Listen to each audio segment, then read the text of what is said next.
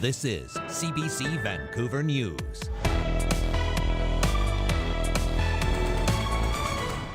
That's number one. How high is the load? So the second one is, what route can I take?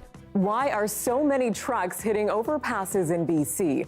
We tag along with a trucker turned instructor for a closer look at the crashes. Plus, you can see how close it was to actually igniting the roof and the house itself. So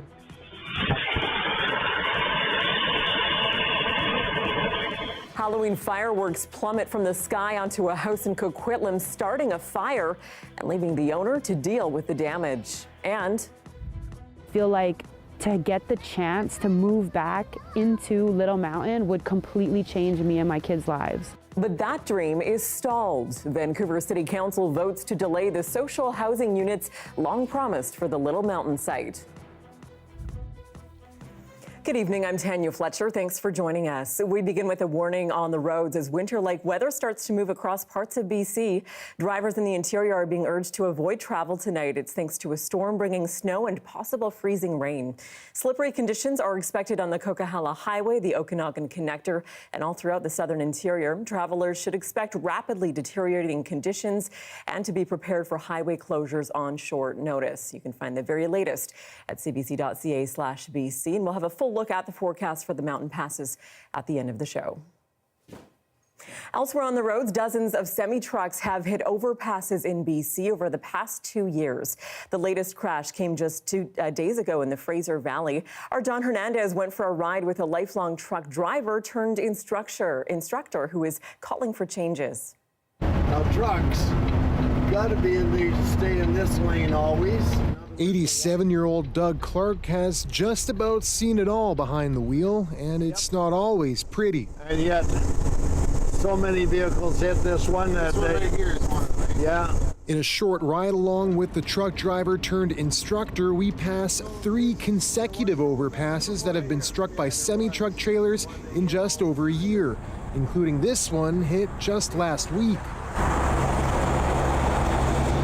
Mainly it's that thing we call distracted driving. People aren't paying attention to what they're seeing, or they're thinking of other things rather than driving trucks. Since December 2021, there's been 29 bridge or overpass strikes in the province. The vast majority have happened in the Lower Mainland, including the overpass at 264 Street and Highway 1, which was struck 6 times.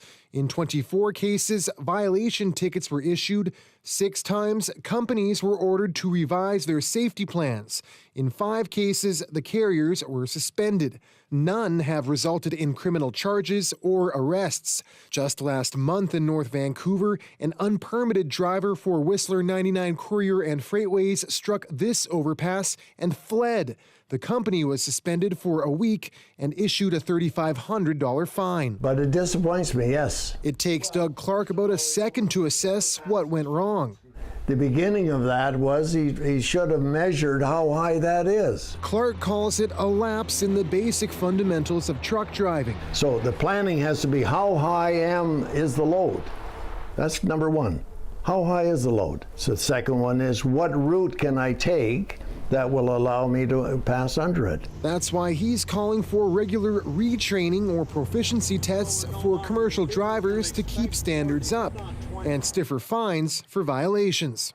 There should be a substantial cost factor involved. The province says heftier fines are coming, but stands by its training program, which became more rigorous for new drivers in the aftermath of the tragic Humboldt Broncos crash. We've heard that BC has the strictest and toughest new licensing requirements, and that's true, we do. For Clark, it's not the new drivers he's worried about, it's the old ones who weren't tested by today's standards. He sees the shortcomings when veteran drivers apply to be teachers at his school. I get drivers here all the time that cannot drive well enough as instructor wannabes to pass the road tests that our students pass. Bad habits that can lead to worse outcomes on BC's busiest roads. John Hernandez, CBC News, Langley. While fireworks are tightly restricted or even banned throughout much of the Lower Mainland, last night's Halloween festivities tell a different story.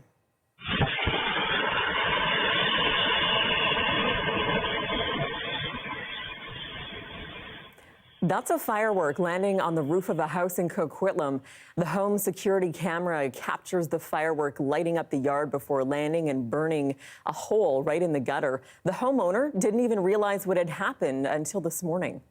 I just can't imagine how shooting a device up that floats on a parachute with no control is kosher with whoever vets these products. It's just ludicrous. Coquitlam RCMP told him there's nothing they can do because they have no way of knowing where the firework was set off. Now, it is illegal to buy or sell fireworks in Coquitlam, and you do need a permit to set them off. It is a saga 15 years in the making. Vancouver's Little Mountain housing site has sat mostly empty since 2009. And now city councillors have voted to delay the social housing units promised by the owners of the land. As Yasmin Gandam is finding out, it's painful news for people who used to call it home. You said your house was right there. Yeah, right where the red fire hydrant was. And there was like a row of townhouses. Walking through what used to be the Little Mountain housing complex on Main Street and 37th Avenue, Michelle Hayoka is taken back to a time she says feels like a dream. Growing up in Little Mountain was not just, like a regular social housing building. It was a real community. Hayoka and her family were evicted when she was 13 years old after developer Holborn bought the property in 2008. It demolished the existing housing and promised to build 1,400 market value homes and 282 units of social housing. Since then, though, only 53 of those social units have been built, the property remaining virtually empty for 15 years. In 2021, the city required Holborn to complete the rest of the social housing before it could let people move into the market condos. Last month, Holborn asked the city to lift that requirement, claiming it was hard to get financing without the market housing being built. Now, City Council has voted 7-3 to approve that request. At the end of the day, we need to build more housing. Today's vote at City Hall took away that last piece of accountability from the city. And I'm very worried it will result in significantly more delays to that badly needed social housing. Boyle argues the social housing is especially crucial for families who are struggling to find a place to live. Hayoka is one of them. She now lives on the downtown east side with her 2 kids. I cannot afford to live anywhere else but the downtown east side right now. So that's my only option right now. So I feel so trapped. I feel like it's my only option. I feel abandoned, and I feel like to get the chance to move back into Little Mountain would completely change me and my kids' lives. CBC News has asked Holborn to comment on the change, but has not yet heard back. Yasmin Gandam, CBC News, Vancouver.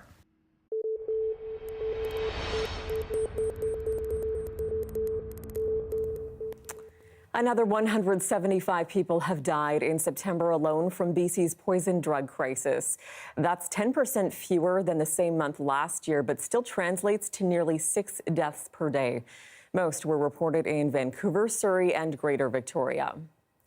A panel of experts, meanwhile, that's tasked with looking into toxic drug deaths in BC is recommending removing the prescription requirement to access safer supply. Safer supply is not a radical initiative. It's a means to keep people alive and to support them to wellness. It's a means to reduce our loved ones' dependency on a toxic, profit-driven, illicit drug market. It is life support. But BC's Minister of Mental Health and Addictions has rejected the idea of a non-medicalized supply. In a letter to the Chief Coroner, Jennifer Whiteside writes, non-prescription models for the delivery of pharmaceutical alternatives are not under consideration, adding, I cannot accept the primary recommendation of this report to pursue a non-prescribed model of safer supply. The opposition agrees. It's also one of the major models that was rejected by the Stanford Lancet Commission. And it's not a model that is used in other locations that have been successful in tackling significant drug problems. I find it really concerning.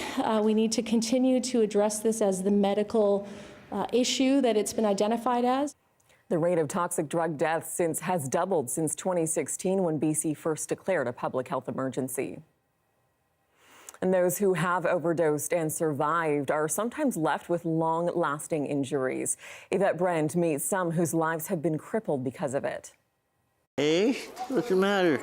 Hey, you miss me? Hugh Lampkin began using drugs from pot to PCP to escape when he was about 12 years old, growing up in Toronto. You know, you got to walk a mile in a man's shoes to know exactly what's going through his head. Years of using drugs helped deal with memories of abuse. I didn't get any joy, but I would get comfort. Like, I was able to cope and deal with things. But a year and a half ago, he had a bad fall. When I went to stand back up again, I couldn't stand up straight, and it's been there ever since. He's one of thousands of Canadians with chronic health issues related to past opioid abuse or overdoses. According to the Canadian Institute of Health Information, in 2022 to 2023, there were close to 6,000 Canadian overdoses, and 327 left people with anoxic brain injuries or brain damage due to a lack of oxygen. Some who don't overdose end up with infections which can lead to damage of organs or bones. If it spreads to the bones, causing an infection called osteomyelitis, will cause the bones to collapse so that people will have collapsed spines, not be able to stand up straight, not be able to walk properly. Injections can introduce infections. These can spread, causing abscesses or sores. Lesions from drug use can be aggressive and lead to amputations. This is the office. My desk. Experts say more study is needed to help people like Hugh heal and rehabilitate. And I went to see a specialist about 2 weeks ago, and he came out the room. And when he came out the room, I knew it. I just knew by his face that they were going to say no. And he was saying the reason that they're not going to operate is because when I was younger, I was doing drugs. Many aren't considered for organ transplants or complex surgeries. Like Hugh, who no longer uses drugs. But he says he has so much more to give to help others escape addiction. Yvette Brand, CBC News, Vancouver. Well, Vancouver police have raided 3 businesses they suspect are selling psychedelic mushrooms. Police say they executed 3 search warrants in stores in Marpole, Mount Pleasant, and on Granville Street. Some of the businesses had highlighted what they said were the health benefits of shrooms. Police say they have been clear that psilocybin is a controlled drug, and anyone who breaks the law by trafficking could be arrested and charged. Well, BC employers are now required to start listing salary or wage amounts alongside job postings. The government's Pay Transparency Act, which was passed in the spring, is now in effect. The province says it'll help address systemic discrimination in the workplace. Well, things are not calm and cool in the world of Canadian curling today. One of Canada's top players is hurling verbal stones about the quality of the facilities at an international championship being held this week in Kelowna. The CBC's Brady Strachan is there.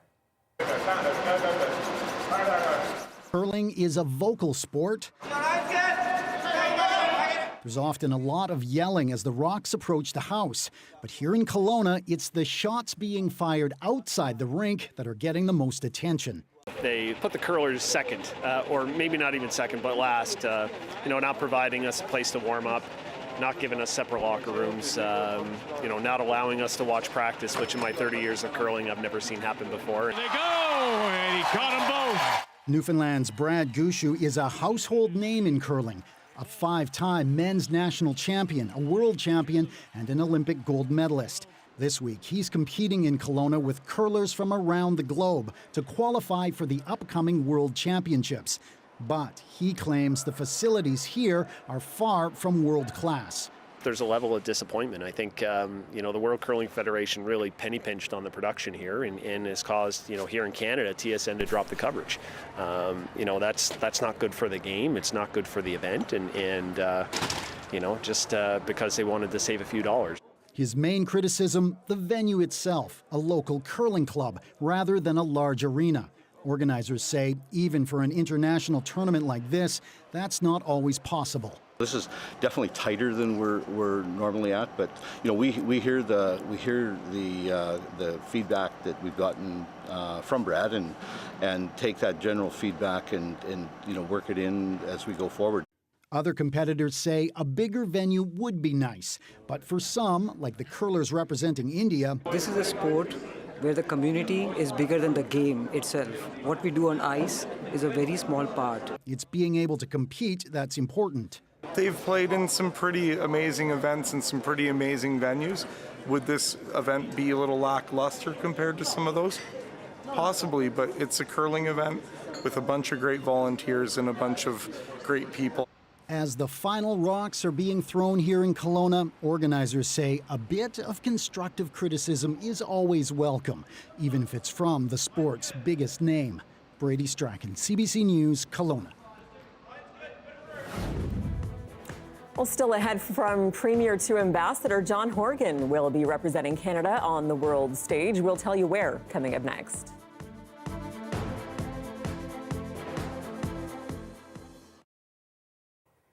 And thanks for joining our commercial-free live stream.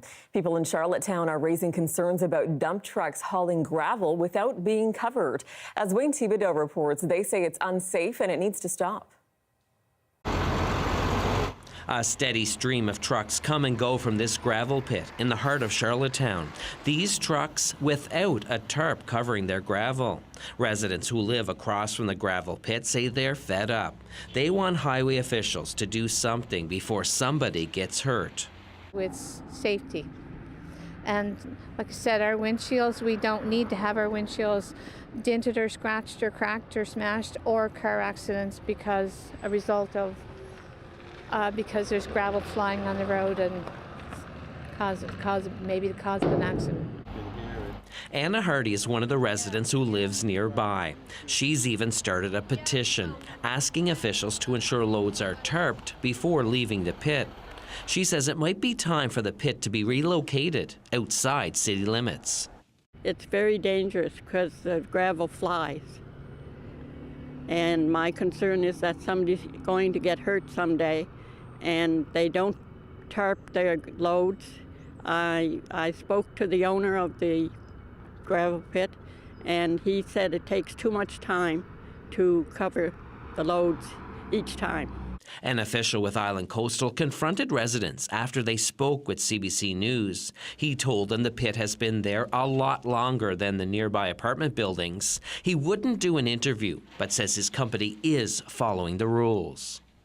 Highway officials confirm they are. There are no rules requiring tarping, but drivers are responsible for anything that falls off a truck. Truckers can be fined up to $500. About 20 truckers from across PEI were charged last year. The head of Highway Safety Enforcement says he's not convinced tarping would solve the problem. Normally what happens is a truck is loaded with a loader, and sometimes it spills over the sides and it'll be on the aprons and stuff. So a trucker really should be out cleaning that stuff off the side so it doesn't end up on the road. You could make it look pretty on the outside and say, okay, everything's tarped, but it's not fixing the problem if it's coming off the aprons due to bad loading and not being swept off. Dowling says stepped-up enforcement usually helps, but with only a handful of highway safety officials on the roads across the island, it can be difficult to be everywhere all the time. He says drivers can also do their part by backing off when they see a truck ahead. Wayne Thibodeau, CBC News, Charlottetown.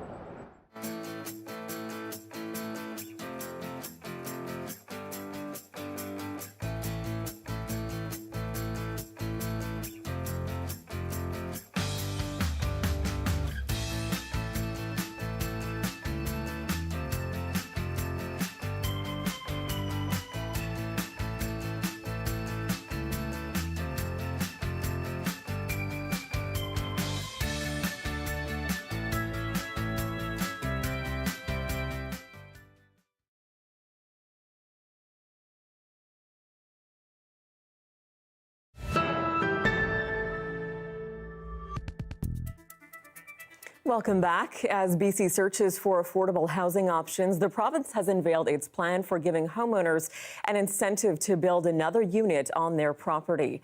But as Lindsay Duncombe explains, its requirements are giving people pause. And this area will be the TV wall with the cabinet. Roughly half the homes Vancouver developer Leo Lee builds are laneway houses, backyard structures often rented out to offset a hefty mortgage. When Lee learned the province wants to provide a cash incentive for homeowners to build suites like these, he got excited to build one for himself. But I want to check for myself, but at the same time, I have a little bit doubt whether there will be too much criteria. Mr. Speaker, I'm pleased to introduce the Housing Statutes Residential Development Amendment Act. It's part of new legislation to change zoning rules and increase density in the face of the housing crisis. We're excited to support homeowners to create new secondary suites through our new Secondary Suite Incentive Program, which will be launching this spring. It would legalize those suites common in Vancouver across the province and help cover the cost up to $40,000. It's a very generous subsidy, and that I think will encourage people. The subsidy comes as a forgivable loan. The homeowner pays up front and later gets a rebate if they follow the rules, including that the suite be rented out at below market rent.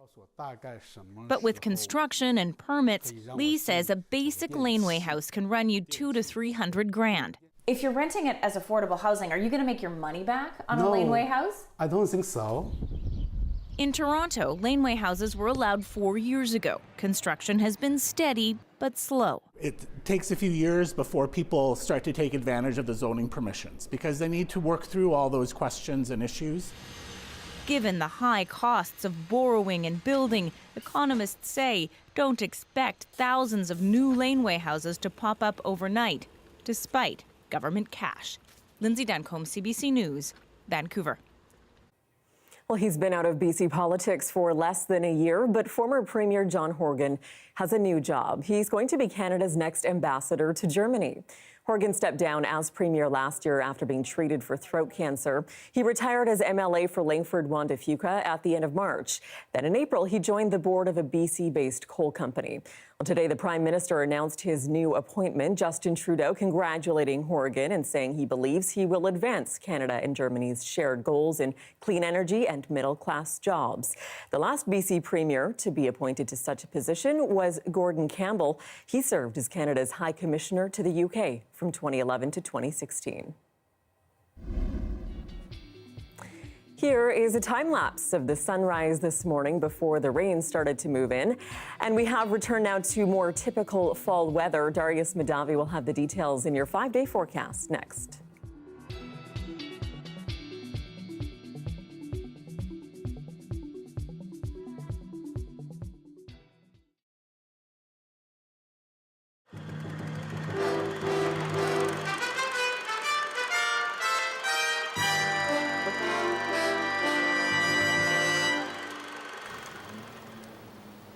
This is Edgemont Village in North Vancouver, just before midnight last night.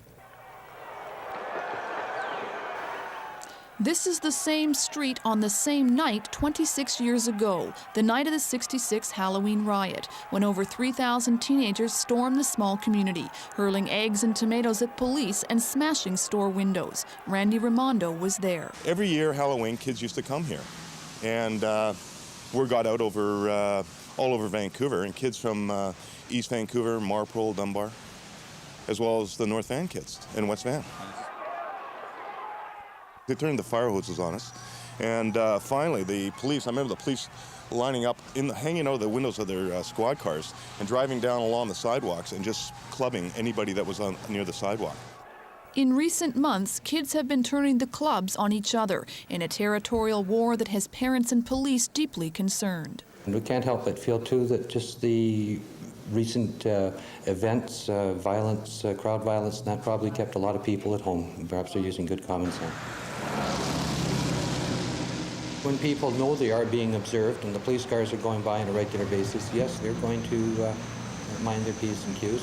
And I can't help but think that the extent of the patrols and ensuring that the cars were visible as often as possible aided in keeping things quite quiet. Whether it was the heavy police presence or the heightened awareness following a rash of random attacks, the message sent out last night is that communities like Edgemont Village will continue to take a stand against violence on its streets. Anna Saraldi, CBC News, North Vancouver.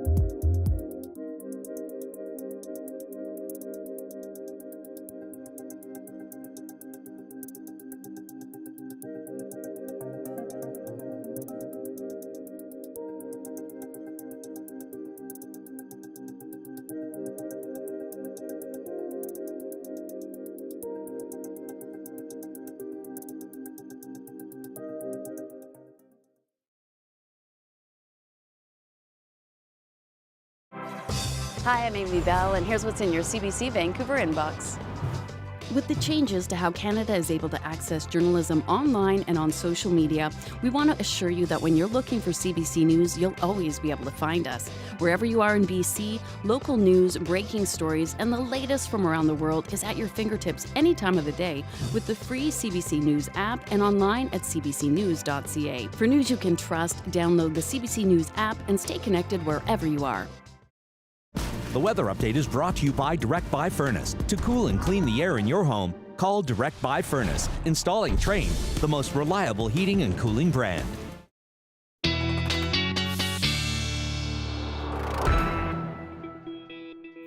Darius Madavi is here with a look at the forecast. Darius, we've been lucky. We've held off with the rain for so long, but it sounds like that's about to change. Yes, it seems that way. And here on the coast, it is going to be a fairly heavy rainfall at times, but the big headline is in the interior. We're expecting to have some freezing rain. Now, these are all special weather statements that have to do with either snow accumulation or freezing rain, most places both. But we do have a freezing rain warning, which is just where we're expecting to see the worst of it here. So officials are asking that people try to avoid travel if possible. This should be lifted by tomorrow afternoon. The statement is currently in place for this evening and into tomorrow, but then we should be past the worst of it. So here you see already a lot of that rain making its way. We've already seen a significant amount hit the island and even here in the lower mainland already, but it is now going to keep making its way into the interior where we see this snowfall, and this is going to be freezing rain on many of the mountain passes as well, which is where the concern is.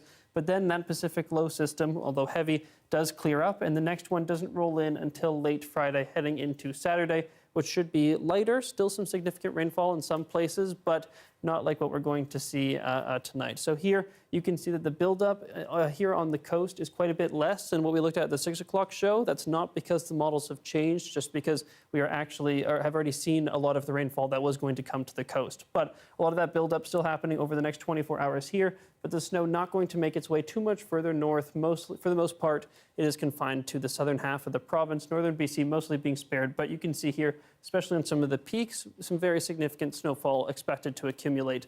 And here on the coast, you can see just how much rain is going to come. But again, a lot of it has already fallen, so this is not the best representation. But we will take a look back later to see just how much rain did fall in the end. Here you can see that we do have a lot of that cloud that continued to build in, exception being the north, and that rain expected to continue tomorrow, as well as some snow. But they should be mostly scattered showers here on the coast by the time we get into tomorrow afternoon. And then that rain does finish off tomorrow, not returning until Friday overnight into Saturday. And then we have quite a wet weekend ahead. First day of November, I guess it does signal a bit of a shift in the weather. Thank you so much, Darius. Thanks, Tanya.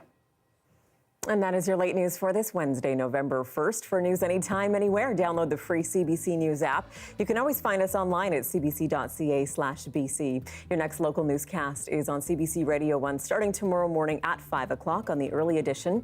Thank you so much for watching. Have a great night.